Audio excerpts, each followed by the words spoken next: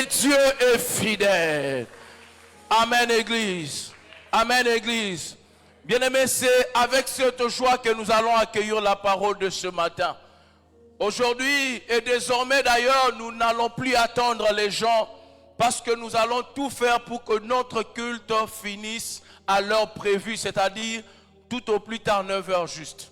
C'est pourquoi nous voulons passer au moment de la parole. Est-ce que quelqu'un est content d'accueillir la parole de ce matin? On n'accueille pas seulement la parole, mais on accueille aussi le messager. Ce matin, le Seigneur va nous parler de la part de l'ancien Joël. Pendant qu'il s'approche pour nous parler, nous allons acclamer encore très fort. C'est le canal que l'Éternel va utiliser ce matin.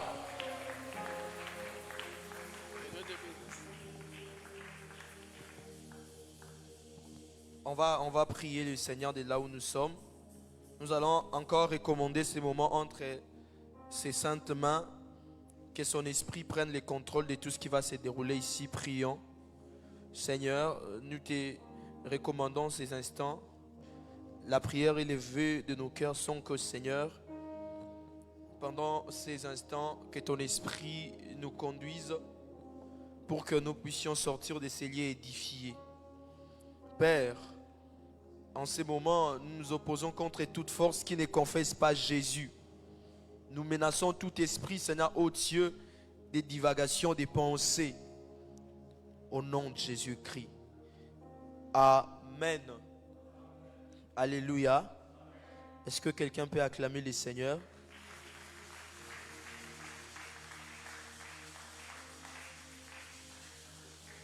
Tu vas m'aider juste à saluer 2 ou 3 personnes avant que nous puissions lire. Tu prononces quelques paroles de bénédiction sur ces gens.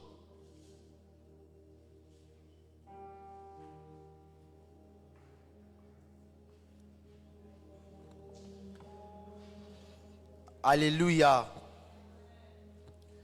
Exode chapitre 3. Exode chapitre 3. Je ne sais pas si on peut nous aider avec les textes ici derrière. Exode chapitre 3. Je lis la parole du Seigneur. Moïse faisait paître les troupeaux de Jéthro, son beau-père, sacrificateur des Madians. Et il mena les troupeaux derrière le désert et vint à la montagne de Dieu à Horeb. L'ange de l'Éternel lui apparut dans une flamme de feu au milieu d'un buisson. Moïse regarda et voici, le buisson était tout en feu et le buisson ne se consumait point. Moïse dit: je veux me détourner pour voir quelle est cette grande vision et pourquoi le buisson ne se consume point. L'Éternel vit qu'il se détournait pour voir et Dieu l'appela du milieu du buisson et dit: Moïse, Moïse. Et il répondit: me voici. Dieu dit: n'approche pas d'ici, ôte tes souliers de tes pieds, car les lieux sur lesquels tu te tiens est une terre sainte. On va sauter. Prenons le verset 7. L'Éternel dit: je vis la souffrance de mon peuple qui est en Égypte, et j'ai entendu les cris que lui font pousser ses oppresseurs, car je connais ses douleurs. Je suis descendu pour les délivrer de la main des Égyptiens et pour les faire monter de ces pays dans un bon et vaste pays, dans un pays où coule le lait et le miel, dans le lieu qu'habitent les Cananéens, les Étiens, les Amoréens, les Phérésiens, les Éviens et les Jébusiens. Voici les cris d'Israël sont venus jusqu'à moi et j'ai vu l'oppression que leur font souffrir les Égyptiens. Maintenant, va, je t'enverrai auprès des Pharaons et tu feras sortir d'Égypte mon peuple, les enfants d'Israël. Moïse dit à Dieu: qui suis-je pour aller vers Pharaon et pour faire sortir d'Égypte les enfants d'Israël? Dieu dit: je serai avec toi et ceci sera pour toi le signe que c'est moi qui t'envoie. Quand tu auras fait sortir d'Égypte les peuples, vous servirez Dieu sur cette montagne. Nous allons lire le chapitre 4, les premiers versets et les deuxièmes. Chapitre 4. Moïse répondit et dit: voici, ils ne me croiront point et ils n'écouteront point ma voix, mais ils diront: l'Éternel t'est point apparu. L'Éternel lui dit: qu'y a-t-il dans ta main? Il répondit: une verge. L'Éternel dit: jette-la par terre. Il la jeta par terre et elle devint un serpent. Moïse fuyait devant lui. Parole du Seigneur. Père, nous prions que tu nous aides à pouvoir présenter clairement ta pensée au nom de Jésus. Amen. Vous pouvez gagner vos places. Je bénis le Seigneur pour la grâce qu'il nous accorde ce matin de parler de sa part. Et je m'en vais comme ça aussi remercier le Seigneur pour la vie de notre Père, le patriarche, je crois qu'absent physiquement. Je crois que de là où il est, il ne manquera pas de suivre ses cultes. Un grand merci aussi à notre pasteur, le pasteur Timothée. Merci, papa, de continuer de croire en nous. Et je bénis aussi le Seigneur pour la présence de papa Philippe que je vois. Je crois que c'est la toute première fois que j'apporte la parole de Dieu par devers lui. Alléluia. Donc je mesure quand même le poids ainsi que les fardeaux. Je bénis aussi Dieu pour la présence du collège des serviteurs de Dieu. Je vois les pasteurs Tite, l'ancien Franck, ainsi que l'ancien Cédric. Que Dieu soit béni aussi pour ta présence. Est-ce que tu peux acclamer pour toi-même?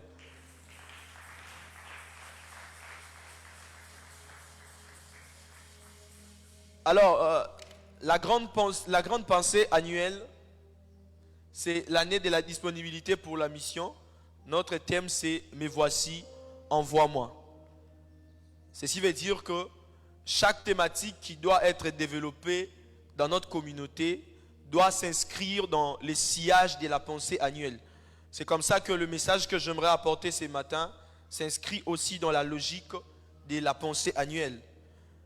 Je l'ai intitulé comme suit: de l'appel aux excuses, deux points, les deux regards qui résistent à la vocation. Je répète pour ceux qui écrivent: de l'appel aux excuses, deux points, les deux regards qui résistent à la vocation. Je répète pour une dernière fois: de l'appel aux excuses, deux points, les deux regards qui résistent à la vocation. Amen. Par ce message, j'aimerais montrer comment est-ce que le Père, les doutes ou encore les complexes peuvent nous amener à contourner l'appel, peuvent nous amener à renoncer à l'appel. Mais j'aimerais aussi nous amener à pouvoir identifier les excuses qu'avancent les chrétiens lorsqu'il s'agit de l'appel de Dieu. Le troisième objectif, après avoir identifié ces excuses, j'aimerais par ce message nous amener à dépasser ces excuses pour que nous puissions répondre à l'appel de Dieu. Amen. Alléluia. Bien-aimés, ce matin, il est question de Moïse.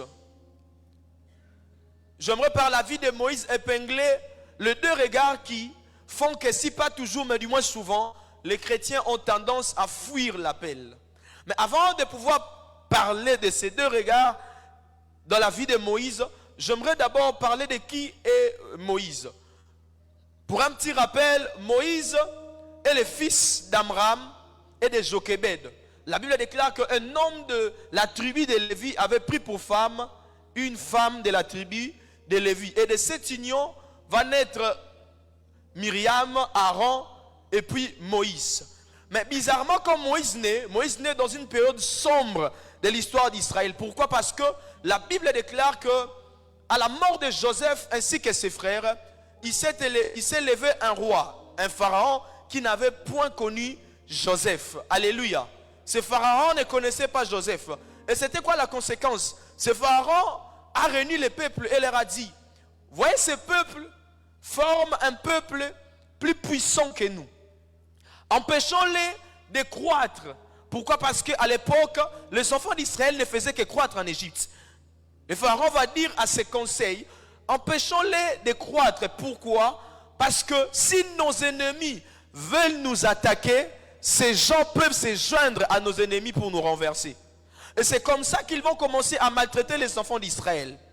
Mais Pharaon va demander à ce que les enfants d'Israël soient exterminés. Et il y avait deux femmes, Shifra et Poua, qui ont refusé, qui étaient des sages-femmes qui ont refusé de tuer les enfants d'Israël. Pourquoi? Parce que ces deux femmes craignaient Dieu. Alors le pharaon va prendre une ordonnance, il va donner des ordres que tout enfant mâle qui naîtra en Israël devrait être jeté dans le Nil. Pourquoi? Parce qu'il savait que les mâles représentent la force. Il voulait déjà hypothéquer l'avenir des enfants d'Israël. C'est comme ça qu'il avait suggéré que les enfants mâles soient exécutés. Mais de quelle manière les enfants mâles devraient être exécutés? C'est en les jetant dans le fleuve Nil.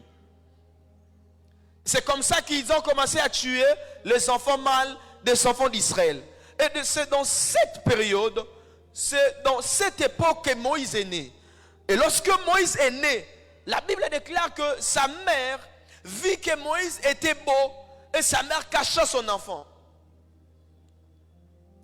Sa mère va se rendre compte que son enfant était beau et sa mère va cacher son enfant. Mais avant d'aller encore un peu plus loin, j'aimerais revenir sur un détail.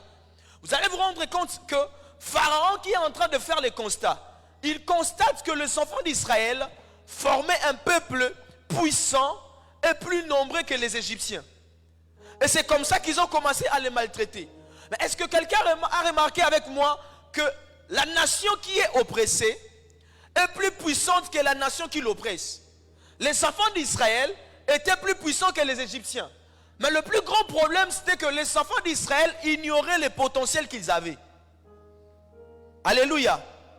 C'est Pharaon qui constate que les enfants d'Israël ont le potentiel. C'est-à-dire que si Pharaon était en train de dominer sur les enfants d'Israël, c'est parce que les enfants d'Israël étaient ignorants. Et si pas toujours, mais du moins souvent, le diable prend de plus en plus l'ascendant sur les enfants de Dieu parce que les enfants de Dieu ignorent leur identité. Les enfants de Dieu ignorent la position qu'ils occupent en Jésus. Mais je prie ce matin au nom puissant de Jésus-Christ, tu ne seras pas la proie de Satan. Je répète encore que tu ne seras pas la proie de Satan. Tu ne seras pas la proie des féticheurs parce que tu connais tes droits en tant que fils. Alléluia. Et c'est dans cette période que Moïse est né. La Bible déclare que la maman de Moïse va dire que non, moi je ne veux pas tuer mon enfant. Je ne veux pas laisser mon enfant être exécuté. Il va cacher son enfant. Pourquoi? Parce que la Bible déclare qu'elle vit qu'il était beau. Et elle va cacher Moïse pendant 3 mois. Le mot hébreu qui traduit le mot beau, c'est le mot tov. Tov ne veut pas dire beau, mais tov veut dire bon, tov veut dire agréable, tov veut dire excellent. Parce que le mot hébreu pour beauté, c'est Yahvé. Alléluia. La mère de Moïse vit que son enfant était beau. Le mot tov a été employé même dans la création. Lorsque Dieu créait, il avait déclaré que Dieu vit que cela était bon. Ça veut dire que la maman de Moïse, en regardant son fils, il a vu en son fils quelque chose de particulier. Et elle s'est dit en elle-même que je ne veux pas tuer mon enfant. J'ai pris au nom de Jésus que Dieu donne à des parents enseignés la sensibilité spirituelle de détecter le potentiel qui réside dans leur enfant. Si la maman de Moïse n'avait pas vu le potentiel, la souffrance des enfants d'Israël allait être prolongée en Égypte. C'est parce qu'elle était capable de percevoir par la foi le potentiel qui sommeillait en enfant que la maman de Moïse a caché son enfant. Je prie que Dieu donne à des parents la sensibilité spirituelle. Je me dirais, un parent ne prononce pas de mauvaises paroles sur tes enfants. Lorsque tu te réveilles le matin, réunis tes enfants et déclare de bonnes choses sur tes enfants. La Bible déclare que sa maman vit que l'enfant était beau. Ça dit que la maman a vu en l'enfant le potentiel. Et maman s'est dit, je ne veux pas exterminer cet enfant. Et plus tard, c'est cet enfant qui était devenu le libérateur. Je prie pour un parent en ces lieux. Que Dieu fasse que par la vie de tes enfants, les combats qui ont longtemps dominé, les combats qui ont perduré au sein de la famille, soient renversés au nom de Jésus. Je prie que Dieu ouvre les yeux spirituels d'un parent de voir le potentiel qui sommeille encore dans les chefs de leurs enfants. Qui dit amen bien? La maman de Moïse est ce genre de maman qui peut facilement détecter le potentiel dans l'enfant. Je me souviens un jour, j'étais chez l'ancien Jean Blatter. À chaque matin, quand il s'est réveillé, qu'est-ce qu'il faisait? Il réveillait ses enfants de force. Et il était en train de leur parler. En disant, toi, tu seras une grande personne dans cette nation. Toi, tu vas faire ceci. Toi, tu vas faire cela. Il le faisait de manière régulière. C'est-à-dire qu'à chaque instant que j'étais là-bas, il réveillait toujours ses enfants. Avant d'abord de réveiller tout le monde pour prier, il commençait avec ses enfants. Il prononçait des paroles de bénédiction. C'est comme ça que Dieu va dire à Agar. Lorsque Agar était en train de pleurer. Pourquoi? Parce qu'elle craignait que son enfant puisse mourir. La Bible déclare que l'ange de l'Éternel va apparaître à Agar. Et va dire à Agar, ne pleure pas. Après avoir découvert le puits, l'ange va dire à Agar, lève-toi, tiens l'enfant par la main, car je ferai de cet enfant une grande nation. Je prie pour quelqu'un, je prie pour un parent au nom de Jésus. Que tes enfants ne soient pas des ratés de la société. J'ai pensé qu'un parent allait dire amen bien. Que tes enfants ne soient pas les ratés de la société. C'est comme ça qu'elle va cacher son enfant. Elle cache son enfant pendant 3 mois. Mais au bout de 3 mois, elle ne pouvait pas cacher son enfant longtemps. Pourquoi? Parce que elle mettait sa vie en péril. Là-bas, elle déclare qu'elle va fabriquer une caisse, placer l'enfant à l'intérieur et va laisser l'enfant sur le Nil. Mais la grande sœur de Moïse était en train de jouer la sentinelle. Elle surveillait le mouvement de la caisse. Mais la Bible déclare comme par concours de circonstances, la fille de Pharaon est sortie se baigner dans le Nil. Alléluia. Elle est sortie pour se baigner dans le Nil. Et la Bible va dire qu'elle va remarquer une caisse qui était en train de flotter sur le Nil. Et elle va intimer l'ordre à l'une de ses servantes d'aller vérifier qu'est-ce que c'était. Et en recueillant la caisse, ils vont découvrir qu'il y avait à l'intérieur un enfant. Mais il y a un problème. L'enfant était un Hébreu. Or, le roi Pharaon avait ordonné que les enfants mâles des Hébreux soient exécutés. Mais pour Moïse, Moïse sera épargné. Mais ce que j'aime avec tout ce qui s'est passé, est que Dieu est un fin stratège. Parce que Pharaon avait fait des ordres que les enfants d'Israël soient exterminés. Et Dieu va faire en sorte que les libérateurs naissent à la même période où on avait intimé l'ordre d'exterminer les enfants d'Israël. De quelle manière les enfants d'Israël devraient être exterminés? C'était en les jetant dans le fleuve Nil. Mais bizarrement, le fleuve qui avait reçu la vocation de tuer, Dieu a utilisé le même fleuve pour que Moïse soit préservé. J'aimerais prier pour quelqu'un au nom de Jésus. Notre Dieu sera en train d'utiliser même la stratégie de tes ennemis pour produire une bénédiction qui va t'amener au sommet. Le Nil avait reçu mandat d'absorber, de tuer les enfants d'Israël. Mais Dieu va faire en sorte que par le Nil, Moïse passe par là. Aïe, aïe, aïe, aïe, aïe, aïe, aïe. Le même fleuve qui a tué les autres, mais c'est le même fleuve qui a conduit Moïse dans le palais royal. Je lève ma main, je déclare et je décrète au nom de Jésus que la même situation qui a tué les autres ne te tue pas, mais que cela soit un levier qui va te propulser, que cela soit un tremplin qui va te conduire vers la prochaine dimension. Si c'est à toi que je parle, tu me donnes le premier amen. Si c'est à toi que je parle, tu me donnes le deuxième amen. Je prie que cela s'attache à toi au nom de Jésus. Pharaon, qui était un destructeur, est devenu la personne qui a élevé les libérateurs d'Israël. Je suis en train de prier pour quelqu'un. Dieu est capable de faire en sorte que même les occultistes t'apportent les choses nécessaires qui vont te permettre. Aïe, aïe, aïe, aïe, aïe, aïe. Je prie pour quelqu'un au nom de Jésus. Les occultistes seront dans l'obligation de t'engager parce que toi, tu es une bénédiction pour les autres. C'est un occultiste qui a élevé le futur libérateur. Je prie pour quelqu'un au nom de Jésus. Même si le chef de l'entreprise est un occultiste, mais toi, tu as la capacité de devenir DG parce que Dieu voit derrière toi des multitudes. Est-ce que je prêche à quelqu'un? J'ai envie de prêcher ce matin. Est-ce que je peux prêcher comme je le sens? Je prie que Dieu le fasse pour toi au nom de Jésus. Je disais que Dieu le fasse pour toi au nom de Jésus. Qui me donne amen bien? Qui me donne amen bien? La stratégie de Pharaon, Dieu est passé par là pour libérer le peuple. La Bible déclare, toutes choses concourent au bien de ceux qui aiment. Dans les toutes choses là, il n'y a pas que les bonnes choses. C'est-à-dire que les bonnes choses et les mauvaises choses, Dieu les réunit. Dieu les rassemble pour t'amener vers ta destinée. Est-ce que je parle à quelqu'un? Je prie pour quelqu'un au nom de Jésus. Même quand tu traverses par une période compliquée, ne pleure pas. Ne te lamente pas. Dieu est un fin stratège.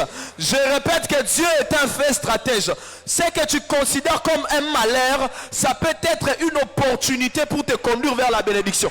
Si Joseph savait que l'acte de la vente allait être l'élément par lequel il allait devenir gouverneur en Égypte, il n'allait pas pleurnicher.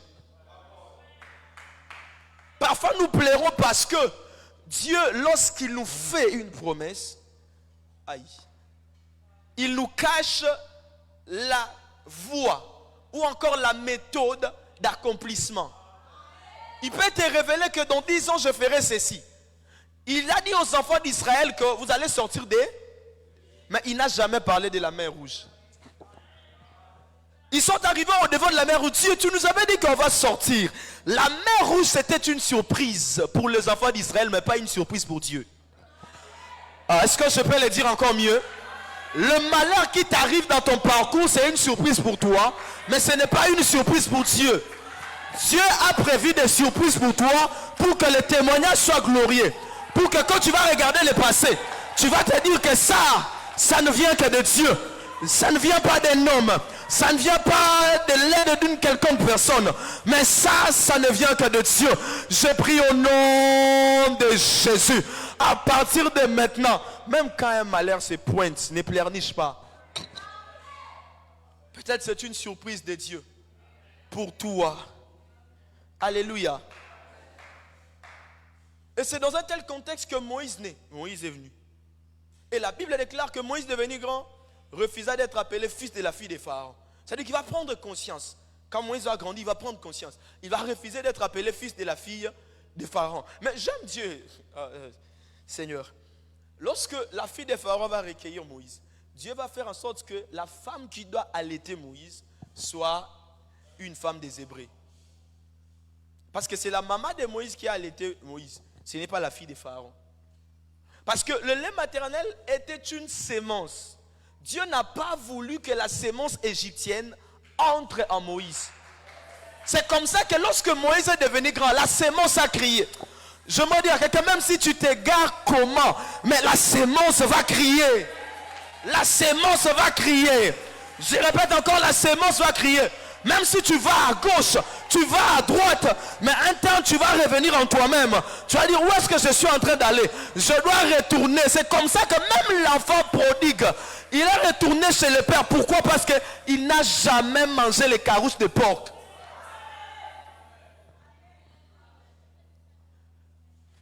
Le futur libérateur est né. La Bible déclare qu'il fut instruit dans toute la sagesse égyptienne. Mais lorsque Moïse devint grand, il refusa d'être appelé fils de la fille des pharaons. Et Moïse va se dire que bon, maintenant là je me sens capable. Je vais délivrer mes frères. Il va essayer de les délivrer. Mais bizarrement, la Bible déclare que le même frère ne savait pas que Dieu était en train de leur accorder la délivrance par Moïse. Vous savez, généralement, si pas toujours, mais du moins souvent, les personnes qui ont reçu le potentiel de changer les choses dans une circonférence ont toujours été incompris. Si pas toujours, mais du moins souvent. Ces personnes ont toujours été incomprises. Alléluia. Pourquoi? Parce que Moïse voulait que par lui, de par sa position, ses frères reçoivent la liberté. Mais le même frère, pour que Moïse s'est sacrifié en tuant un Égyptien, le jour où Moïse va voir les esprits en train de se battre entre eux, il est venu s'interposer. Non, vous êtes des frères. Il va dire que tu veux me tuer comme tu as tué les Égyptiens. Lorsque cette nouvelle va arriver chez les pharaons vont se fâcher et Moïse doit fuir. Il a fui. Alléluia. Moïse a échoué. Dis après moi, Moïse a échoué.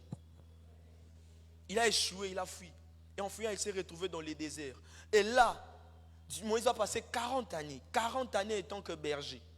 Et c'est là que Moïse va rencontrer Séphora. Moïse aura un fils du nom de Gershom. Mais je vous épargne de tous ces détails, j'aimerais aller rapidement. J'ai encore mes minutes, non, tiens. Ça reste combien? Je ne vois pas là-bas. 20 minutes. Alléluia. D'accord. Est-ce qu'on peut acclamer le Seigneur? J'ai encore mes minutes. Ouais. Alors pendant 40 années, Moïse va travailler comme étant berger. Moïse échoue pour la première fois. Pourquoi? Parce que tu peux avoir de bonnes intentions. Mais lorsque ce n'est pas le moment favorable, il est fort possible que tu passes à côté. Parce qu'avec Dieu, les bonnes intentions ne suffisent pas. Encore faudrait-il que les circonstances puissent concourir en ta faveur. Il y a un danger. Il y a deux dangers auxquels nous faisons face. C'est de commencer tôt quelque chose. Lorsque vous commencez tôt quelque chose, vous allez souffrir. Pourquoi? Parce que les gens ne vont pas vous comprendre. Vous allez sentir que les choses seront bloquées pour vous. Et l'autre danger, c'est de commencer tard. Mais je prie pour toi, tu ne commenceras pas tôt, tu ne commenceras pas tard, mais tu commenceras au moment favorable. Et il parle là-bas, il va faire 40 années, 4 décennies dans le désert. Et là, Moïse va travailler comme étant berger. Quelqu'un veut dire pour moi berger? Quelqu'un n'a-t-il pas remarqué qu'il y a l'appel de Dieu dans ce que Moïse était en train de faire? Il était berger de troupeaux. Mais plus tard, Moïse devrait devenir berger d'Israël. Alors pendant 40 années là, c'était le temps de la préparation. Dieu a pris le temps de préparer Moïse. Moïse est resté là pendant 40 années. Et un jour, il était en train de paître ses brebis comme d'habitude. Alléluia. Comme d'habitude, Moïse était en train de paître ses brebis. Je vais dire à quelqu'un que le jour où Dieu va te visiter, comme quelqu'un disait, le ciel ne changera pas de couleur. Comme d'habitude, Moïse était en train de paître ses brebis. Et là, il va voir quelque chose d'extraordinaire. Il va voir un arbre qui brûlait mais ne se consumait pas.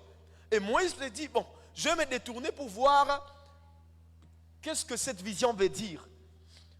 Alors en se détournant, là, il est clair qu'une voix va se faire entendre du buisson. Moïse ôte tes souliers. Moïse va ôter ses souliers. Vous connaissez les détails, les méandres de cette histoire. Je vais droit au but. Et Dieu va dire à Moïse, j'ai entendu les cris de mon peuple. J'ai vu la souffrance de mon peuple et je suis descendu pour les délivrer. Ça c'est Dieu. Il dit, maintenant là je suis descendu pour les délivrer. Si j'étais Moïse, j'allais dire à Dieu, tu es descendu pour les délivrer. C'est une bonne chose. Va affronter Pharaon. Alléluia. Parce que c'est Dieu qui a dit que je suis descendu pour... Mais où est-ce que Dieu est allé affronter Pharaon? Lorsque Dieu descend pour accomplir quelque chose, il passe toujours par quelqu'un. Dieu a entendu les cris et Dieu doit répondre. La réponse de Dieu aux cris des enfants d'Israël, c'était la présence de Moïse. C'est comme ça que si les missionnaires est la réponse de Dieu par rapport à un cri de la société. À chaque fois qu'il y a une question dans la société, Dieu répond en envoyant quelqu'un. C'est comme ça que j'aimerais dire à quelqu'un, tu es une réponse de Dieu dans ta famille. Tu es une réponse de Dieu dans cette église. Tu es une réponse de Dieu partout où tu vas te retrouver. Alléluia. Alors Dieu va dire que je suis descendu pour les délivrer. Parce que lorsque Dieu veut agir ici sur la terre, il passe par quelqu'un. Même Jésus, lorsqu'il voulait entrer ici, là il déclare que tu n'as voulu agréer ni sacrifice ni offrande, mais tu m'as formé un corps. Même Jésus, pour entrer, il avait besoin d'un corps pour travailler. Parce que le corps, c'est le transport qui permet à Dieu de communiquer avec les humains. Dieu, c'est un Dieu qui respecte les protocoles qu'il a lui-même établis. Dieu n'est pas comme les dirigeants de ce monde. Ils peuvent comme ça prendre des règles, prendre des normes, ils peuvent prendre des règles. Mais ces mêmes dirigeants-là sont les premières personnes à violer les mêmes règles qu'eux ont prises. Mais lorsque Dieu fixe un protocole, il le respecte. Il a dit que les cieux des cieux sont à Dieu, mais il a donné la terre au Fils de... Donc même Dieu, lorsqu'il veut entrer ici, il a besoin de quelqu'un. C'est le protocole qu'il a établi. Il dit même l'homme, lorsqu'il veut aller là-bas, il ne peut pas aller avec son corps. C'est comme ça que dans la Bible, c'est toujours que je suis ravi en esprit. Pourquoi? Parce que le protocole doit être... Même lui, lorsqu'il veut parler avec les humains, il veut travailler, il a besoin d'un corps. C'est comme ça qu'il veut dire à Moïse, c'est par toi que j'aimerais affronter Pharaon. Moïse va dire que, oh, Seigneur, c'est moi que tu choisis. Donc Moïse trouve ça d'ailleurs étonnant, il trouve ça aberrant. Pourquoi? Parce qu'il a déjà oublié ça. Une fois il avait essayé, il avait échoué. Il a déjà oublié ça. Mais c'est là que je relevais 2 regards qui ont fait en sorte que Moïse puisse résister à l'appel. Alléluia. Moïse va avancer des objections. Bon, il y a 4 objections, mais je les ai regroupées en 2 groupes. Le premier groupe, c'est l'objection intérieure. C'est les regards de Moïse sur lui-même. Alléluia. Les regards de Moïse sur lui-même, allais-je dire. Bon, excusez-moi, l'accent m'a trahi. Les regards de Moïse sur lui-même. Alléluia. Les regards de Moïse sur lui-même. N'oubliez pas que je suis en train de parler de l'appel aux excuses. Les 2 regards qui résistent à l'appel. Les premiers regards, c'est les regards sur nous-mêmes. Alléluia. Parce que Moïse va dire, au verset 11e, qui suis-je pour aller vers Pharaon? Qui suis-je moi pour aller vers Pharaon? Qui suis-je? Qui suis-je pour aller vers Pharaon? C'est-à-dire qu'il se regarde lui-même. Il se regarde lui-même. Il dit, mais qui suis-je moi? Moi vraiment, je peux affronter Pharaon. Pharaon n'est pas n'importe qui. Si on doit contextualiser ça, Pharaon est un peu comme Donald Trump. Vous avez remarqué que l'autre fois, Donald Trump est arrivé en retard dans une réunion, il y avait le président, il dit, c'est moi le boss, je ne suis pas en retard. Hein? Donc il s'en fout de vous tous là, oh non, un tel. Il s'en fout de vous, il dit, c'est moi le boss. Donc lui ne peut pas être en retard. C'est vous qui avez tort d'être là à temps. Alors, Pharaon, moi je dis que moi, là, affronter Pharaon. Il dit, qui suis-je? Généralement, nous résistons à l'appel. Pourquoi? Parce que nous regardons à nous-mêmes. Nous-mêmes, nous nous regardons. Et puis nous tirons nos propres conclusions. Qui suis-je? Qui suis-je? Est-ce que moi, vraiment, je peux aussi faire quelque chose? C'est-à-dire que Moïse se sent incompétent. Dans les regards sur lui-même, Moïse se sent incompétent. Il dit, Seigneur, je suis incompétent. Je ne peux pas affronter Pharaon. Moi, je ne peux pas. Et face à cette objection, Dieu va dire ceci. Puisque tu es incompétent, je serai avec toi. C'est-à-dire que Moïse se sent incompétent. Et Dieu dit à Moïse que je serai avec toi. C'est-à-dire que la présence de Dieu est la compétence qui te permet de résister à Pharaon. Dans la mission, la plus grande compétence du missionnaire s'appelle d'abord la présence de Dieu. Ce ne sont pas ses aptitudes intellectuelles. Oui, c'est important. Ce ne sont pas d'abord s'il est impressionnant physiquement. Oui, c'est important. Mais tout ça, ce sont des accessoires. Le principal, c'est la présence de Dieu. La présence de Dieu est la compétence des compétences. Si tu as cette compétence, sois sûr que la mission réussira. Parce que personne ne peut aller avec la présence de Dieu et échouer. C'est comme ça que l'ancien frère nous enseignait ici sur Gédéon. Gédéon aussi va dire à Dieu, Seigneur, ma famille est la plus pauvre de Manassé. Je suis le plus petit de ma famille. En d'autres termes, Gédéon aussi a dit à Dieu, Seigneur, je suis incompétent. C'était quoi la réponse de Dieu? Je serai avec toi. Tu battras Madian comme un seul homme. Dieu parle d'un grand peuple. Il va dire que tu vas les battre comme un seul homme. C'est-à-dire que le regard de Dieu sur les adversaires de Gédéon, Dieu voyait Madian comme un seul homme, mais Gédéon était en train de voir une grande nation. Lorsque Dieu est avec toi, il change ta perception des choses. Là où tu voyais 10, Dieu te dit que ce ne sont que 1. Il dit, je suis incompétent, Seigneur, je ne peux pas. Généralement, nous refusons l'appel. Pourquoi? Parce que de nous-mêmes, nous nous sentons incompétents. Est-ce que moi, vraiment, je peux? Est-ce que par moi aussi, Dieu peut gagner des âmes? Est-ce que par moi aussi, Dieu peut influencer les gens? Tu te sens incompétent, je dis, Seigneur, choisis même une autre personne, pas moi. Parce qu'on regarde à nous-mêmes et l'on se sent incompétent. Mais Dieu a dit, je serai avec toi. Alléluia. Je me dis à quelqu'un, Dieu est avec toi. N'aie pas peur. Alléluia. N'aie pas peur. Dieu est avec toi. Je répète que Dieu est avec toi.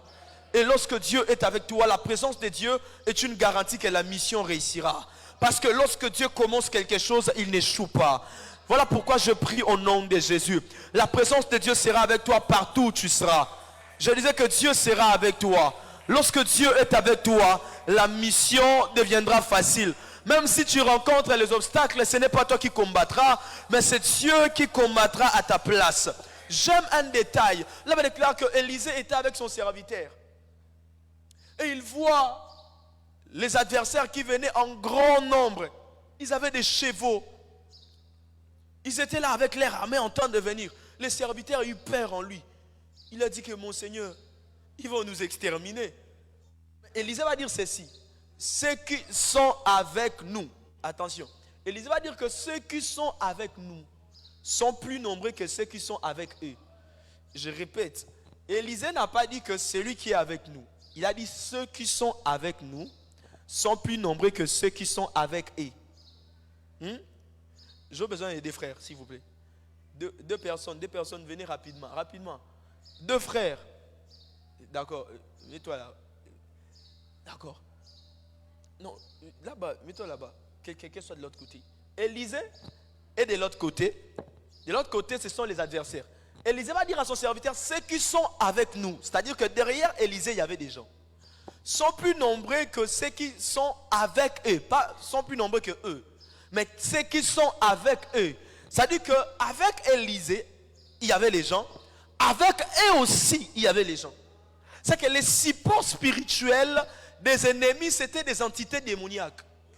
Les combats n'étaient pas physiques.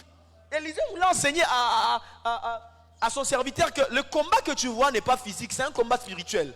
Mais spirituellement, nous sommes en plus grand nombre que eux. J'aimerais dire à quelqu'un, n'aie pas peur. Parce que lorsque Dieu t'accompagne, tu as la majorité. Je répète encore, lorsque Dieu t'accompagne, tu as la majorité.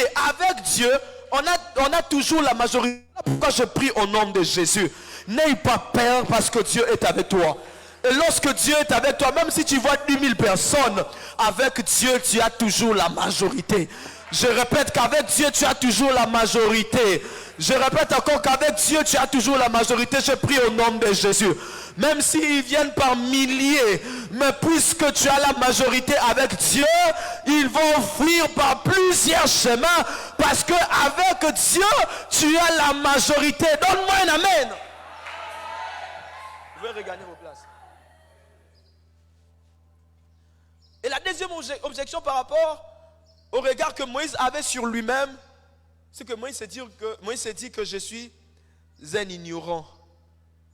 Il dit, je suis un ignorant. Il dit, le verset 13, il dit, voici, j'irai vers les enfants d'Israël et je leur dirai, le Dieu de vos pères m'envoie vers vous. Et s'ils me demandent, quel est son nom, que leur répondrai-je? Ça c'est Moïse. Il dit à Dieu, Seigneur, je suis ignorant.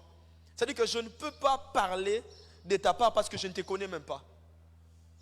C'est la deuxième objection par rapport au regard sur nous-mêmes. Généralement, on dit que je n'ai pas une grande connaissance de la Bible. Je n'ai pas une grande connaissance de Dieu parce que vous ne pouvez pas présenter celui que vous ne connaissez pas. C'est évident. Alléluia. Moïse dit que je ne connais. Et c'est comme ça que Dieu va se révéler à Moïse. Dieu va donner son nom à Moïse. Il va dire que je suis celui qui suis. Face à l'argument de l'ignorance, Moïse avait besoin de la révélation de Dieu. Alléluia. Gloire soit rendue à Dieu parce que Hébreux chapitre 1, le verset 1 est en train de dire que Dieu, après avoir parlé à nos pères par plusieurs manières et de plusieurs reprises, ces derniers temps, il nous parle par les fils. Les fils est le cadre dans lequel nous connaissons les pères. Alléluia. Voilà pourquoi à chaque fois qu'on te prêche Jésus ici on te prêche Jésus, le Jésus véritable.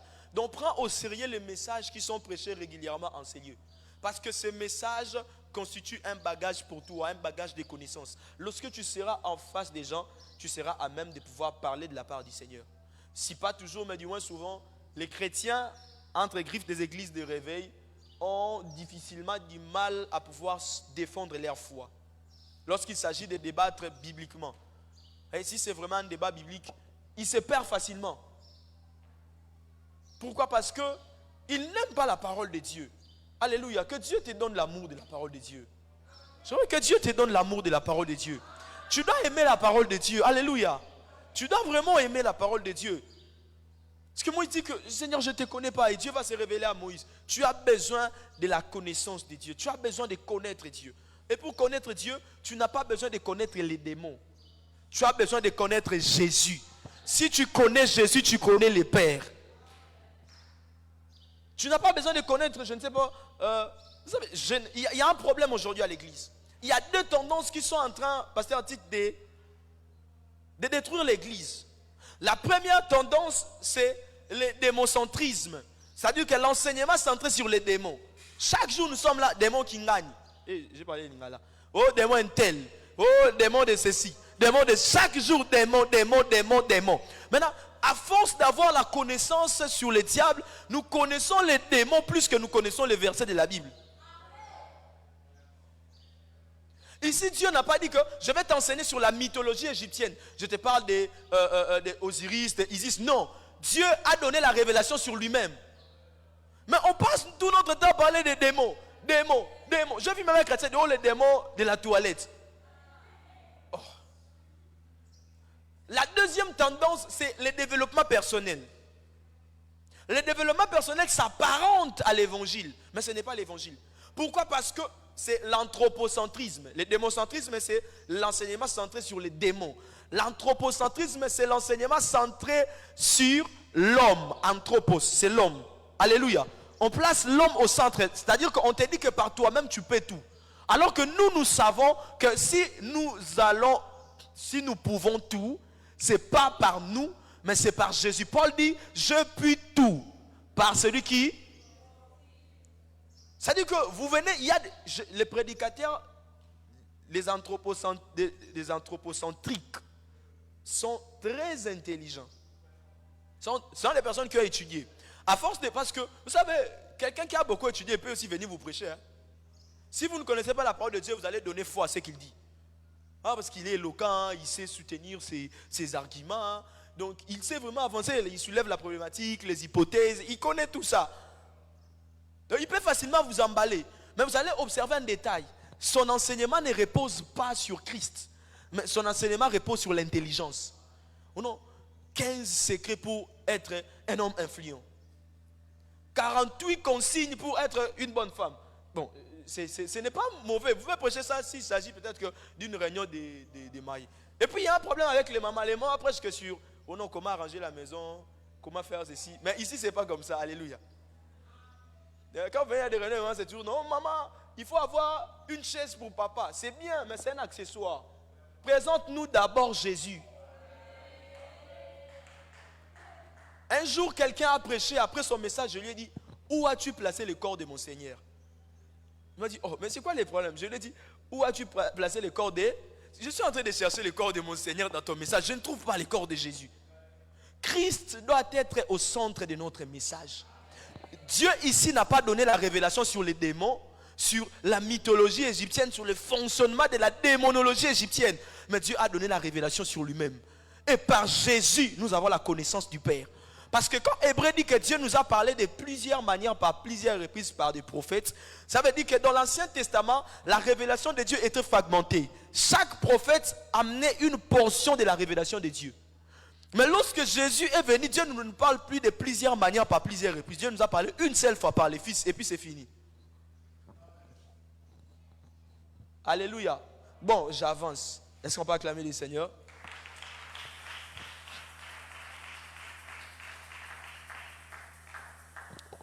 Il y a encore une autre objection par rapport au regard sur lui-même. C'est, il dit à Dieu, Seigneur, je ne suis pas éloquent, je ne parle pas bien. C'est au chapitre 4, il dit, le verset 11, le verset 10, il dit, Moïse dit à l'Éternel, ah Seigneur, je ne suis pas un homme qui ait la bouche facile. Et ce n'est ni d'hier, ni d'avant-hier, ni même depuis que tu parles à ton serviteur. Car j'ai la bouche et la langue embarrassées. Seigneur, je ne parle pas bien. Il y a des gens aussi qui sont comme ça. Il a dit, Seigneur, je ne parle pas bien. Je ne parle pas bien. Alléluia. Le meilleur prédicateur n'est pas celui qui prêche en français. Parce que notre français, si tu amènes ça, si tu sors du Congo ici, ça perd sa valeur. Le français est important seulement ici au Congo. Parce qu'aujourd'hui, le monde évolue dans une vitesse de croisière et c'est l'anglais qui est au top. Alléluia. Même nous autres, on cherche à s'adapter. Donc, je regrette tout le temps que j'ai passé avec des précis de grammaire, tout ça, les accords. Et puis, c'est compliqué, les français. Alléluia. Ne t'embrouille pas. Oh Seigneur, tu es là, papa. Tu vas t'embrouiller. Il y a des gens, il est en train de prier. Il cherche à faire des accords. Le temps là que tu cherches des accords, tu cherches à reformuler ta phrase, tu perds le temps. Alléluia. Alléluia. La puissance n'est pas dans les vocabulaires, la puissance est dans les noms de Jésus. Peu importe la langue, mais si et seulement si tu confesses le nom de Jésus, tu verras le surnaturel. J'avance. Il me reste combien de minutes entières? 3 minutes. J'aimerais finir rapidement. Est-ce qu'on va acclamer le Seigneur? J'ai dit qu'il y a 2 regards. Le premier regard, c'est le regard que Moïse avait sur lui-même, Papa Philippe. Ça a empêché à Moïse de répondre à l'appel. Il a résisté. Mais le deuxième regard, ce n'est pas le regard sur lui-même. Mais c'est le regard des autres sur lui. Bon, Seigneur, je suis convaincu. Mais les autres, le chapitre 4, le verset 1, il dit, voici, ils ne me croiront point et ils n'écouteront point ma voix. C'est Moïse lui-même. Il dit, bon, je suis convaincu. Mais est-ce que ces gens-là vont-ils me croire? Parfois, on résiste à l'appel. Pourquoi? Parce qu'on a peur de l'opinion des autres. Qu'est-ce que les autres vont dire à mon sujet? Alléluia. Ils ne vont pas me croire. Ils seront incrédules. Pourquoi? Parce qu'ils veulent rappeler à Dieu, Seigneur, peut-être que toi, tu penses que je suis un novice dans la matière. Non, je ne suis pas un novice. Je suis là depuis longtemps. D'ailleurs, j'ai essayé une fois et ça n'a pas marché. D'ailleurs, je suis un fugitif. Je suis recherché. Donc, si Moïse a rentré, il risquait ce qu'on appelle la cristallisation des faits. Donc, on pouvait juger Moïse, vous voyez, sur base des faits antérieurs. On veut cristalliser ça pour les juger. Parce que c'était un fugitif, il avait tué un Égyptien.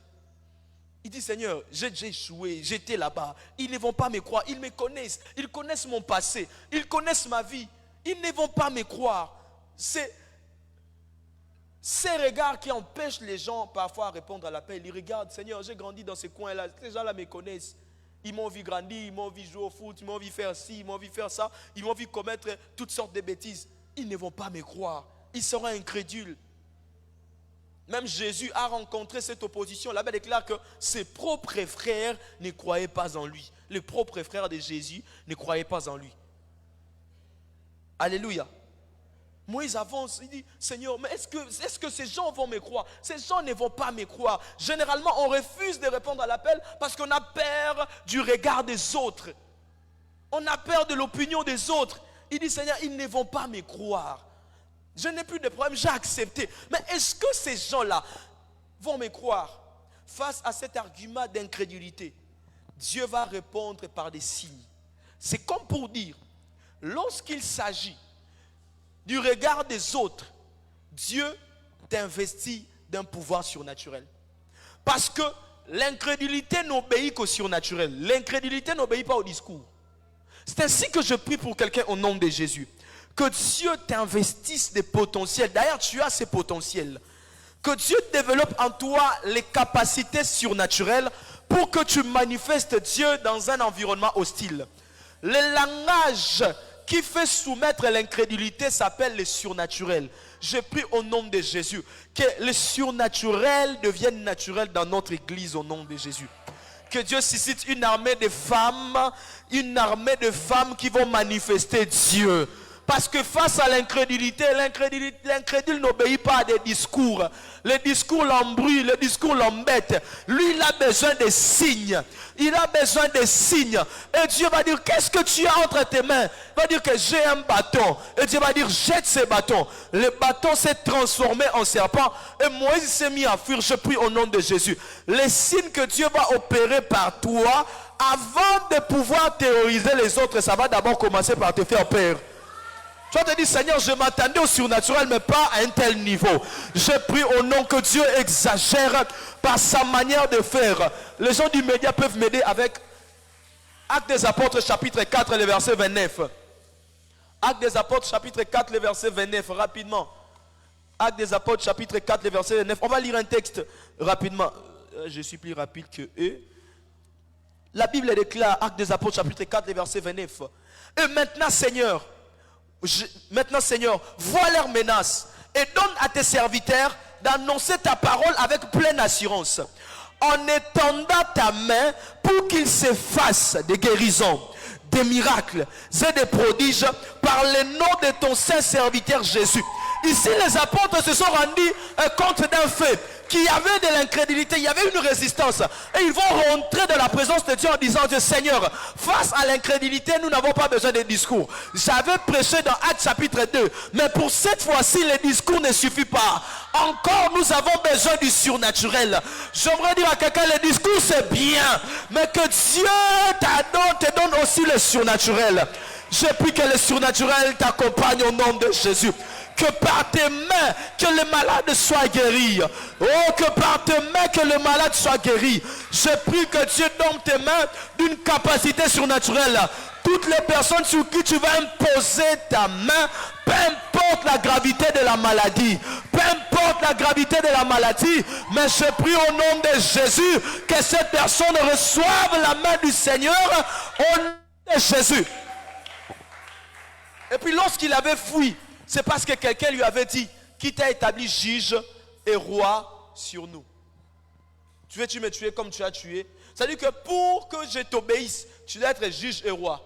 C'est de cette façon que je peux t'obéir. Mais ce jour-là, il avait un bâton.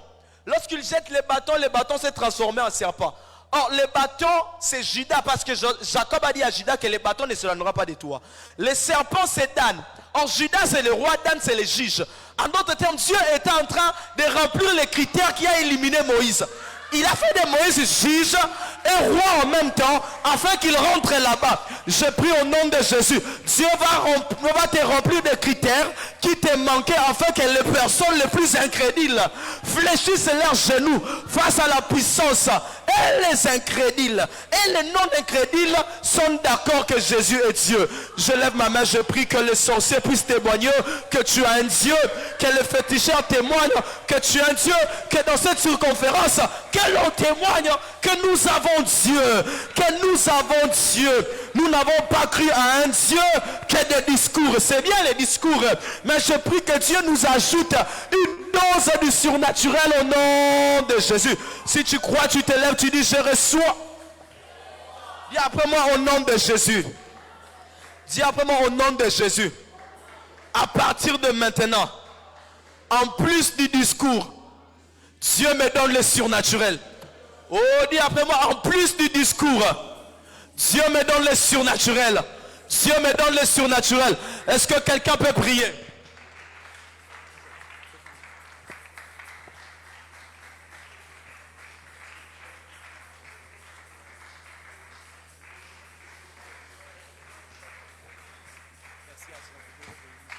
Nous voulons être une église qui manifeste les surnaturels. Est-ce que tu peux profiter pendant 2 minutes? Tu es en train de prier, tu es en train de battre tes mains. Nous n'avons que 2 minutes. Je t'accorde ce temps, que tu parles à Dieu, que tu pries, que ta vie soit une vie du surnaturel. Que tu ne sois plus une femme ordinaire, que tu ne sois plus un homme ordinaire, mais par la puissance du nom de Jésus, que tu puisses opérer dans le surnaturel. Est-ce qu'il y a quelqu'un qui parle à Dieu ce matin? Est-ce qu'il y a quelqu'un qui prie ce matin? Oh, tu prends autorité. Lorsque tu seras devant une situation, quand tu parleras, que le miracle se produise. Lorsque tu seras devant des problèmes difficiles, des problèmes compliqués, Dieu t'a donné le pouvoir de naviguer, de travailler, de prier et d'opérer dans le surnaturel. Est-ce que tu peux prier? Tu peux dire, à dater d'aujourd'hui, ma vie est une vie du surnaturel. Je ne suis plus une femme ordinaire, je ne suis plus un homme ordinaire, mais je suis un homme du surnaturel. Au nom de Jésus, au nom de Jésus, devant les maladies, j'ordonne que les maladies soient ôtées de ma vie, de mon corps, de la vie de mes enfants. Au nom de Jésus, est-ce que tu peux parler? La Bible déclare, si vous aviez la foi, une fois seulement, comme le grain de sénévé, vous diriez à cette montagne, ôte-toi de là, jette-toi dans la mer, et la montagne allait vous écouter, allait vous obéir. Quand on navigue dans le surnaturel, même les problèmes difficiles vont t'obéir, obéiront à ta parole. Est-ce que tu peux parler? Quel est le projet que tu as? dans la situation qui te dérange. Parce que tu peux donner parfois. Par la foi ce matin. Par la foi ce matin. Par la foi ce matin. Oh, merci Seigneur. Parce que tu nous donnes le pouvoir. Parce que tu nous donnes le pouvoir d'opérer dans les surnaturels. Je refuse d'être une femme ordinaire. Je refuse d'être un homme ordinaire. Je refuse cela. Désormais ma vie est une vie du surnaturel. Dans le nom de Jésus. Rien ne me résistera. Rien ne me sera désormais difficile. Il suffit que je me lève et je parle. Il suffit que je me lève et je parle. Les montagnes vont disparaître. Les montagnes qui m'empêchent de progresser. Les montagnes qui m'empêchent de toucher à mon mariage. Les montagnes qui t'empêchent de toucher à ton travail. Les montagnes qui t'empêchent de vivre une vie heureuse. Il suffit que tu parles. Merci Seigneur. Notre vie est une vie du surnaturel. Nous croyons Seigneur que nous sommes des hommes surnaturels. Nous croyons que nous sommes des femmes surnaturelles. Nous avons la victoire sur toutes choses. C'est pourquoi Seigneur, avec foi, nous t'acclamons très fort ce matin. Nous t'acclamons très fort ce matin. Nous t'acclamons avec force ce matin. Nous t'acclamons avec foi ce matin. Nous t'acclamons. Est-ce que quelqu'un peut acclamer avec courage? Lorsqu'on travaille, on est pas dans le surnaturel, on est courageux. On est courageux. Voilà pourquoi Pierre et Jean pouvaient dire au boiteux, nous n'avons rien, mais ce que nous avons, écoute-nous seulement. Au nom de Jésus, lève-toi et marche. Quel courage! Quel courage! Lorsqu'on opère dans les surnaturels, les gens vont croire que tu es orgueilleux à cause du courage que tu auras. Là où tout le monde voit que ça ne va pas marcher, mais parce que toi tu navigues dans les surnaturels, tu te lèves, tu dis, moi j'ai le pouvoir, j'ordonne. Oh mon Dieu, quelle présence ce matin. Oh mon Dieu, quelle présence ce matin. Si tu étais venu malade, tu es guéri. Je le déclare au nom de Jésus. Personne ne sortira ce matin malade.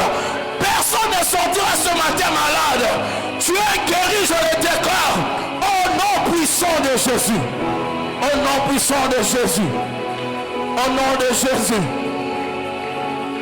Au nom de Jésus. Merci Seigneur pour ta présence. Merci pour l'onction de ce matin, pour cette atmosphère. Nous croyons que tu as agi dans la vie de chacun de nous. Est-ce qu'on peut acclamer Jésus? Est-ce qu'on peut acclamer Jésus? Est-ce qu'on peut acclamer Jésus? Ah, il est merveilleux, il est merveilleux. Il est merveilleux. Que Dieu soit béni. Je disais que Dieu soit béni. Bien-aimé, tu peux regagner ta place. Nous bénissons le Seigneur pour ce moment merveilleux dans sa présence. Que le Seigneur bénisse le canal qu'il s'est servi ce matin pour nous parler, l'ancien Joël. La parole était tellement magnifique. Est-ce que quelqu'un était béni ce matin? Ça, ce n'est même pas à discuter. Mais vous savez, ce qui m'inquiète des fois, c'est ta manière de suivre la parole de Dieu. Parfois même les prédicateurs forcent les amens. Ça ne donne pas bien. Vous savez, surtout lorsqu'on vous prêche une bonne parole, manifestez-vous toujours. Alléluia. Une fois, je suis allé prêcher dans une église, c'était plein.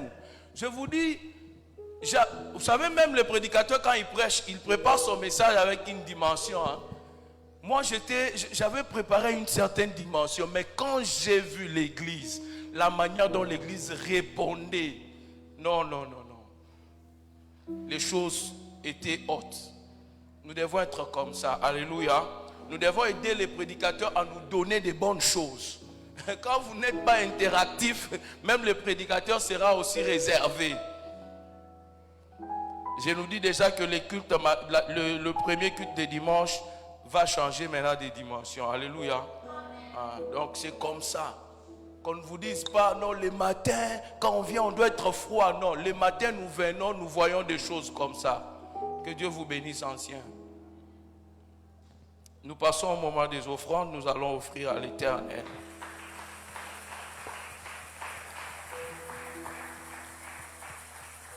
Je rappelle tout simplement qu'il y a nos paniers mentionnés là-bas. Vous allez mettre les dîmes, les offrandes et nous allons bénir aussi la bonne parole qui nous a été prêchée ce matin. Et le panier qui est en bas en bleu, c'est pour la construction de l'église. Lèvons-nous, selon l'ordre du protocole, nous allons nous lever un peu plus rapidement pour offrir à Dieu parce que nous voulons arrêter notre culte à temps.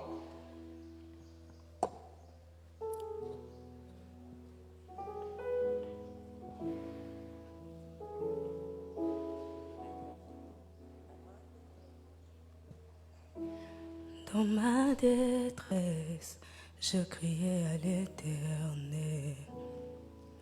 Dans ma douleur, je parlais à mon papa. Et il ne pas resté indifférent à ma requête.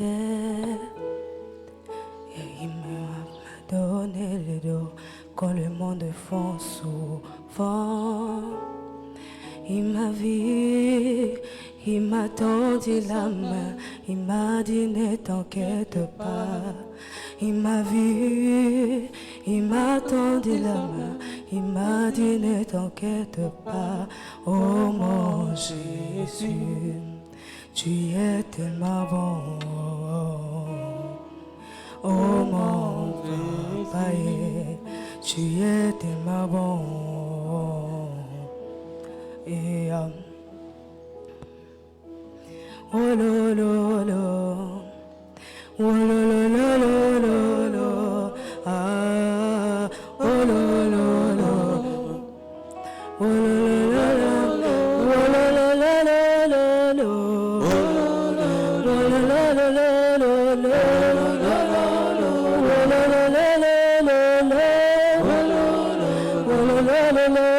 Lèvons-nous pour le social. Ce panier, c'est pour le social de l'église. Nous allons donner pour le social. Oui, vas-y. Vas-y, ma soeur, chante. Les sociales, lèvons-nous. Mettons quelque chose dans ce panier pour les sociales de l'église.